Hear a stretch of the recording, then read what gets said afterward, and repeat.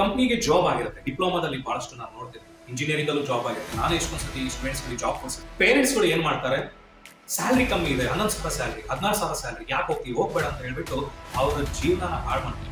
ಪೇರೆಂಟ್ಸ್ಗೆ ನಾನು ಡೈರೆಕ್ಟ್ ಆಗಿ ಯಾವಾಗ ಒಂದು ಕಂಪ್ನಿಗೆ ಜಾಯಿನ್ ಆಗ್ತೀರಾ, after completion of your graduation, ನಿಮ್ಗೆ ಡಿಗ್ರಿ ಕಂಪ್ಲೀಟ್ ಆಗ್ತಿದ್ದಂಗೆ ಕಂಪ್ನಿಯಲ್ಲಿ 3 ವರ್ಷ ದುಡಿಯೋದು ತುಂಬಾ ಇಂಪಾರ್ಟೆಂಟ್. 3 ವರ್ಷ ಆದ್ಮೇಲೆ ನೀವು ಎಕ್ಸ್ಪೀರಿಯನ್ಸ್ ತಗೊಂಡು ಹೊರಗೆ ಬರ್ತಿರಲ್ಲ, experience letter, living letter, salary slip ಇವೆಲ್ಲ ಇಟ್ಕೊಂಡು ನೀವೇನು ಹೊರಗಡೆ ಬರ್ತಿರಲ್ಲ, ಇವಾದಾದ್ಮೇಲೆ you can join a biggest company with higher salary.